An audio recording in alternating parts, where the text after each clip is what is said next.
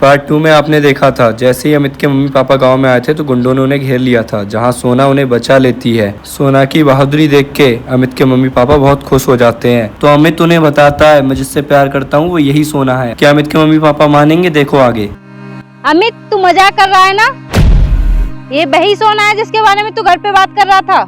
हाँ माँ, ये मेरी बही सोना है। और आपने आज खुद ही कहा था ना कि इतनी संस्कारी और समझदार लड़की आज के जमाने में कहाँ मिलती हैं। अमित तू मुझे बेवकूफ समझ रहा है क्या?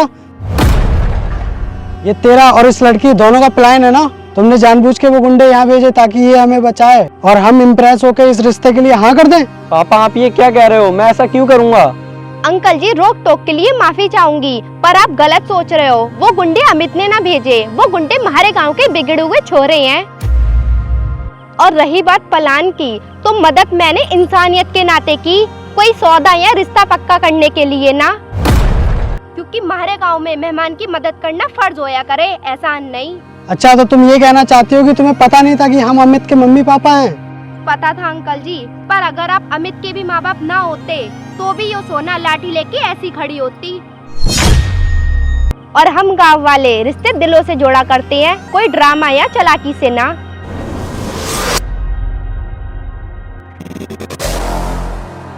माँ क्या हुआ? पापा माँ की तबीयत खराब हो रही है, गर्मी बहुत ज्यादा है। हमारी गाड़ी भी कीचड़ में फंसी है, अब यहाँ से हम कैसे जाएं? अमित आंटी जी को धूप लग गई है, इन्हें तुरंत छांव और आराम की जरूरत है।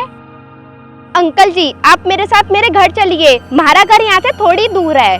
नहीं नहीं, हम तुम्हारे घर कैसे जा सकते हैं? हम अपनी गाड़ी में ही बैठ जाते हैं। अंकल जी ये ईगो दिखाने का टाइम ना है, आंटी जी की तबीयत खराब हो रही।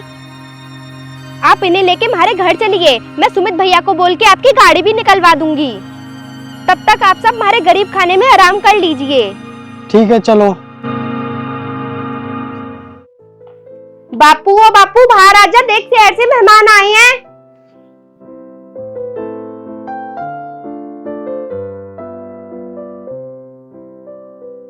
लगता है बापू खेत पे गए हैं। कोई ना आंटी जी आप यारे आराम करो। बेटा अब ठीक लग रहा है, शहर की एसी से भी ज्यादा ठंडक तो तुम्हारे हाथ वाले पंखे में है। यही तो हमारे गांव की खासियत है आंटी जी, शहर में मशीनें ठंडक देवे हैं और गांव में प्रकृति और अपनेपन का सुकून। आप रुको, मैं थारे लिए ठंडी छाछ लेके आती हूँ, थारी सारी गर्मियों चक्कर दूर हो जावेंगे। ठीक है बेटा।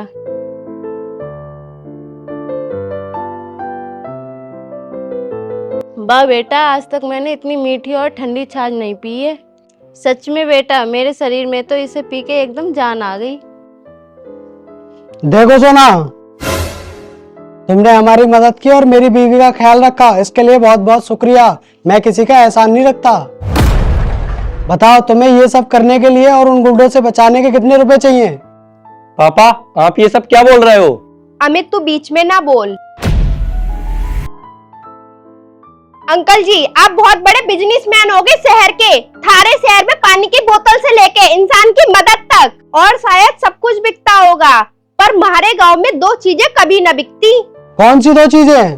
पहली मेहमान नवाजी और दूसरा हमारा स्वाभिमान। यो छाछ मैंने तारी पत्नी को ना बल्कि एक माँ को पिलाया है, और माँ की सेवा के जो पैसे ले ले वो औलाद कहलाने लायक न होती। तो यो थारे पैसों का घमंड अपने पास ही रखो अंकल जी, हमारी चौखट पे इसकी कोई कीमत ना है। राजेश जी बस कीजिए अब, आप हर चीज को पैसों से तोलना कब बंद करोगे? इस बच्ची ने हमें गुंडों से बचाया, मुझे घर में पनाह दी, और आप इसे पैसे देने की बात कर रहे हो? मुझे शर्म आ रही है आपकी इस हरकत पर। बेटा मुझे माफ कर दो, शहर की चकाचौंध में मैं भूल गई थी कि असल संस्कार क्या होते हैं। मैंने तुम्हारे बारे में बिना कुछ जाने बहुत बुरा भला कहा था, पर तुमने आज साबित कर दिया कि असली क्लास कपड़ों या इंग्लिश में नहीं, बल्कि इंसानों की सोच और संस्कारों में होती है। कोई बात ना आंटी जी, अगर बड़े कुछ कह भी दे तो छोटों को बुरा ना मानना चाहिए। देखा पापा, मैंने कहा था ना कि मेरी सोना लाखों में एक है। अब तो मान जाइए कि मेरी पसंद में कोई खोट नहीं है। सोना बहन बाहर आओ। लगता है सुमित भैया आ गए थारी गाड़ी लेके, मैं जाके देखती हूँ। राम राम सेठ जी, थारी गाड़ी कीचड़ से निकालकर बाहर खड़ी कर दी है। ये लो थारी चाबी। थैंक यू भाई। कितने पैसे हुए? काहे के पैसे सेठ जी, सोना बहन ने कहा था थारी मदद करनी है, और हमारे गांव में बहन के कहने पे काम हो गए है, पैसे न लिए आते। राम राम। राम राम।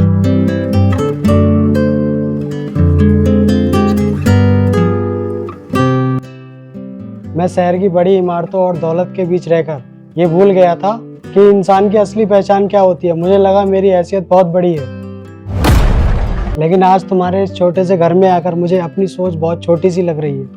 अरे ना अंकल जी, आप यह कैसी बातें कर रहे हो? नहीं बेटी, आज मुझे बोलने दो। मैंने तुम्हें गवार कहा और तुम्हारी क्लास पे सवाल उठाया, लेकिन आज तुमने मुझे ये बता दिया कि असली क्लास और संस्कार क्या होते हैं। मुझे माफ कर दो बेटी। देखा राजेश जी, मैंने कहा था ना कि हमारी होने वाली बहू लाखों में एक है। अमित, मैं बिजनेसमैन भले ही घाटे मुनाफे का उस्ताद हूँ, लेकिन असली हीरे की परख आज तूने की है। मुझे तुझ पर और तेरी पसंद पर गर्व है। थैंक यू पापा, मतलब आपका फैसला अब तो पक्का है ना? सोना बेटी, क्या तुम मेरे इस बेवकूफ बेटे को और हम दोनों शहर वालों को अपने परिवार का हिस्सा बनाओगी? क्या हमारी बहू बन के हमारे घर की इज्जत बढ़ाओगी?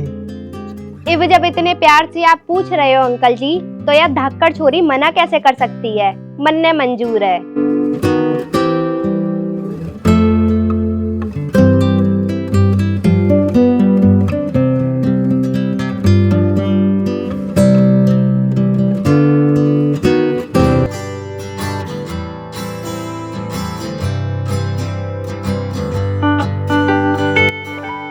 देखा, मैंने कहा था ना कि मेरे पापा खुद रिश्ता लेके आएंगे। इम्प्रेस कर दिया ना तुमने शहर वालों को। इम्प्रेस मन ने ना किया, हमारे गांव के संस्कारों ने किया है। और सुन, तू जाता हवा में न उड़, जल्दी से बारात लेके घर आ, वरना मन ने अपना फैसला बदलने में देर न लगेगी।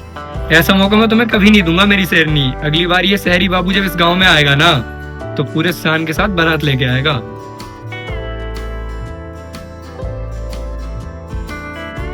बाय बेटा।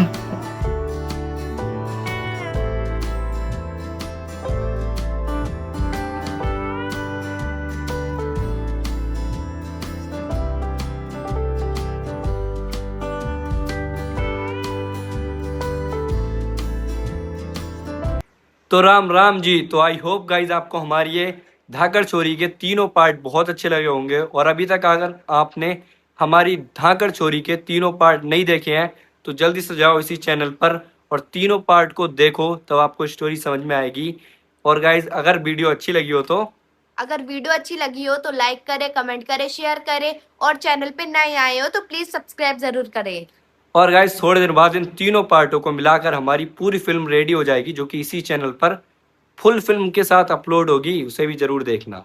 तो मिलते हैं ऐसी नेक्स्ट फिल्म में, तब तक ऐसी प्यार और सपोर्ट बनाए रखना। Bye bye.